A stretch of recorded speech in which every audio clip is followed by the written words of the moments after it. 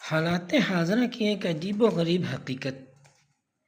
آج کل کی جدید عورتیں ہمیں یہ کہتی ہیں کہ شادی کے بعد الگ گھر ان کا حق ہے، آپ کا حق ہے۔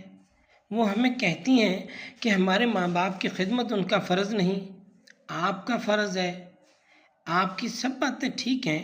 وہ کہتی ہیں کہ جوائنٹ فیملی سسٹم ٹھیک نہیں، آپ ٹھیک کہتے ہیں، لیکن ہمیں یہ بھی تو بتائیں کہ 30 سال تک ہمیں دن میں 3 وقت کا کھانا، صاف ستھرے کپڑے اور سونے کے لیے پنکھے کی سب سے اگلی چارپائی دینے والی ماں کو کہاں چھوڑ کے آئیں؟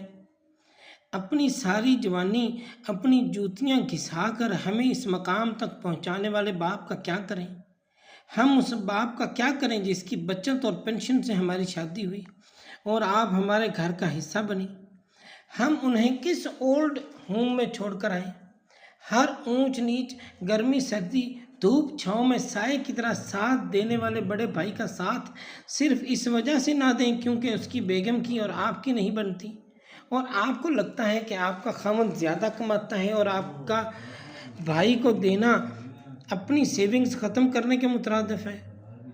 کیونکہ آپ نہیں جانتی، جب ہم پڑھتے تھے تو بڑا بھائی نوکری کرتا تھا، نوکری چھوٹی تھی مگر میرے بڑے خرچے پورے ہوتے تھے۔ ماں باپ نے قربانی دی، پھر بڑے بھائی بہنوں نے قربانی دی، اب میری بیگم مجھے کہتی ہے کہ مجھ پر صرف اس کا حق ہے۔ آپ کس حیثیت سے اس بات کا حق جتا رہی ہیں؟ میری تو اپنی شادی میرے باپ کی کمائی کی وجہ سے ہوئی، کیونکہ اپنی نوکری میں تو میں کسی بڑے شہر میں کرائے کا گھر تک افورڈ نہیں کر سکتا۔ بھائی مل کر رہ رہے ہیں، مسائل ہیں، لیکن کیا مسائل بھائیوں کے ہیں؟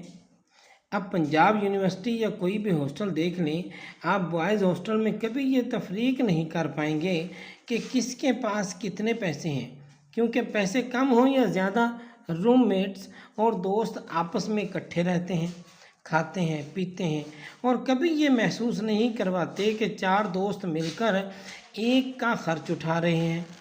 یہ ایک جاگیردار دوست چاروں کو پال رہا ہے۔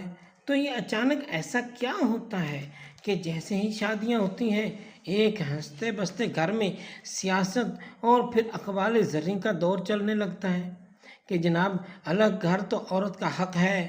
حق بالکل ہے، لیکن کوئی ساتھی یہ بھی تو بتائیں ماں باپ کا کیا حق ہے، ان کو کہاں چھوڑ کے آئیں؟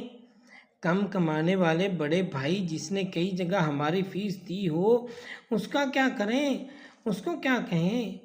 میری جگہ یہ کئی جگہوں پر لڑنے والے، مجھ پر جان چھڑکنے والے چھوٹے بھائی کا کیا کریں؟ پتہ نہیں کہ مردوں کو الگ گھر کا تانا دینے کی بجائے یا بالفرض اگر آپ الگ گھر میں رہ رہی ہیں اور آپ کی ساری ضروریات پوری ہو رہی ہیں تو پھر خاوند اپنے خاندان پر جیسے مرضی خرچ کرے۔ آپ کیوں بھائیوں کے مسائل میں کود پڑتی ہیں؟